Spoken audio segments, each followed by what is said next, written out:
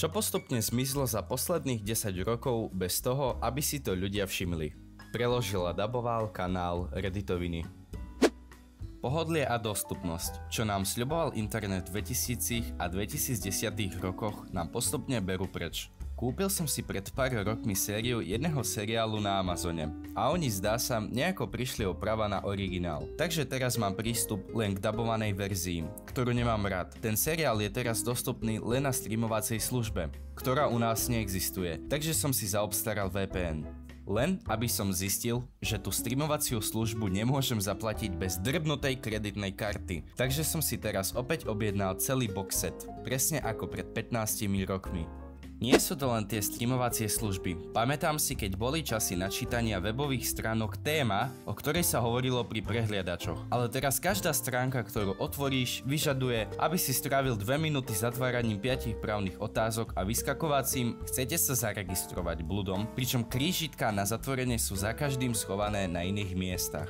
Všade sú reklamy. Aj keď si kúpiš prémiovú verziu vecí, stále je v obsahu viac reklám, všetko na blbosti, ktoré by si nikdy nekúpil. Miesto ako YouTube odstraňuje funkcie ako lajky a dislajky, takže nevieš, ktoré videá môžeš jednoducho preskočiť. Google sa tiež zdá byť menej efektívny ako pred 8 rokmi a nájsť čokoľvek online sa stalo drinou. Všetky tie nové bezpečnostné opatrenia, čo zavádzajú, ti len kradnú čas a životnú energiu. Chceš sa prihlásiť na Netflix na svojom počítači, ale nemôžeš, lebo ho treba zaregistrovať ako dočasné zariadenie. Tak ti pošľú e-mail. Ale aby si otvoril e-mail, najprv potrebujú, aby si zadal kód, ktorý pošľú na tvoj telefón, ktorý je v inej izbe. Tak si aspoň ideš a keď si zadal kód a otvoril Netflix, zabudol si, čo si vlastne sakra chcel vôbec pozerať. Real. Pred 10 rokmi som bol úplne unesený z toho, aký bol Google dobrý. Čokoľvek, o čom som sa chcel niečo dozvedieť, mi okamžite našiel. Teraz je to samý AI bordel a sú jasné dôkazy, že pokles kvality je čiastočne spôsobený samotným Googlom, ktorý servisuje horšie výsledky, aby ťa prinútil skúsiť iný dotaz a pozrieť si viac reklám. Starý dobrý šrot za $800, čo by reálne jazdil. Veľa šťastia nájsť dnes čokoľvek, čo bude jazdiť a stať menej ako $3000. A autá, ktoré si vedeli opraviť aj obyčajní ľudia. Online priestory pre deti. Keď som bol dieťa, mali sme niekoľko online miest, ktoré boli vytvorené pre deti. Každý jeden detský televízny kanál mal web stránku s hrami pre deti. Existovalo niekoľko online hier zameraných na deti, ako napríklad Club Penguin a tak ďalej. Teraz, ak máš 10 rokov, buď si kazíš mozog debilnými videami na YouTube, alebo si kazíš mozog sociálnymi médiami. Mince na chodníku. Kedysi bolo v parku jedno kamenné miesto, kde som vždy našiel 50 centovky. Za každým, keď sme tam boli, som strávil kopec času hrabaním sa v týchto kameňoch, len aby som našiel pár eur v 50 centovkách. V hlave som si vymýšľal príbehy o tom, ako pred pár rokmi musel havarovať nákladiak plný 50 centoviek a nikdy ich všetky nezobrali. Keď som bol starší, stratil som záujem, ale to miesto pre mňa vždy bolo magické. Ukázalo sa, že môj otec tam hádzal 50 centovky, keď som sa nepozeral, lebo vedel, že ma to robí šťastným, zamestnáva ma to. To isté robím aj ja pre svoje sliepky, ale s kukuricou. Otec ťa vychoval ako dobytok. Šikovný chlap. Naozaj vlastní niečo. Skôr len ako platí za požičovanie.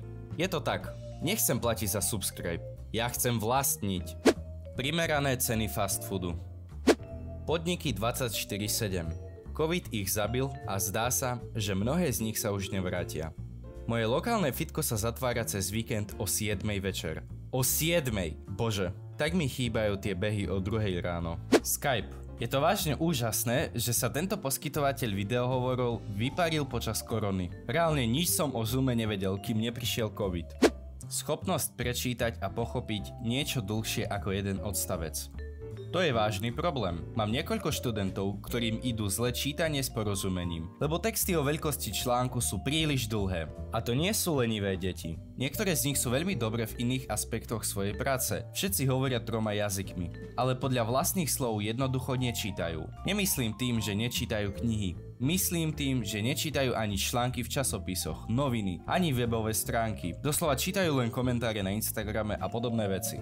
Toto bude mať vážne dôsledky neskôr v živote, keď pôjdu na vysokú školu a nebudú môcť študovať, alebo sa pokúsia získať kancelárskú prácu, ktorá vyžaduje čítanie správ alebo čokoľvek dlhšie ako krátky e-mail. A ja som učiteľ angličtiny. Problém je v tom, že deti si nemyslia, že to pre nich bude problém, lebo si budú môcť požiadať AI asistenta, aby im veci zhrnul. A pravdepodobne majú pravdu. Desivé na tom je, že pre jednotlivcov nebudú konkrétne dôsledky. Dôsledky budú spoločenské.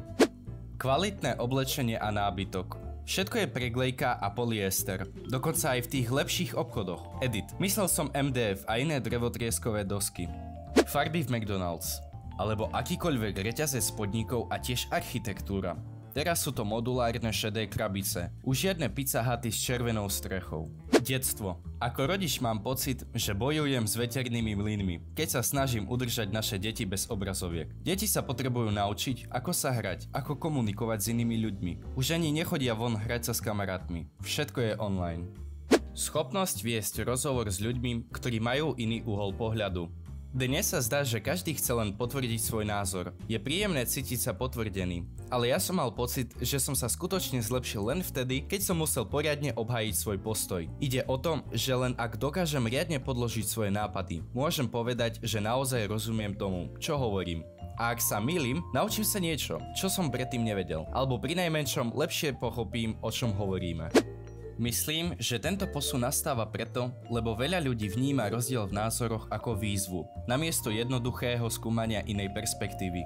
Mal som toľko ľudí, ktorí sa so mnou snažili hádať alebo ma presviečať, že ich názor je ten jediný správny, len čo zistili, že mám iný názor ako oni. Je to vyčerpávajúce. Na vysokej škole som robil výskumnú prácu o tom, ako sociálne siete, internetové algoritmy spôsobujú, že ľudia sú menej tolerantní voči iným uhlom pohľadu, pretože všetci žijeme vo vlastných myšlienkových bunkách, ktoré potvrdzujú naše vopred utvorené predstavy. Nemusíme hľadať to, čo chceme konzumovať a náhodou naraziť na iné názory. To, čo chceme, nám je podané a spravované botmi, ktoré robia všetko preto, aby nás potešili, aby sme viac používali ich služby.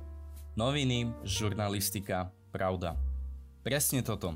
Počet pracovných miest pre novinárov klesá. Už posledné 20 ročia. Zostalo ich veľmi málo. Väčšina spravodajských článkov je písaná tak, aby získali kliky. A veľa ľudí čerpa správy z náhodných príspevkov na sociálnych sieťach. Nehovoriac o tom, že ľudia nechávajú písať AI spravodajské články. Ďakujem za zhliadnutie tohto videa. Do komentu píš, čo podľa teba zmizlo za posledných 10 rokov, čo si ľudia nevšimli.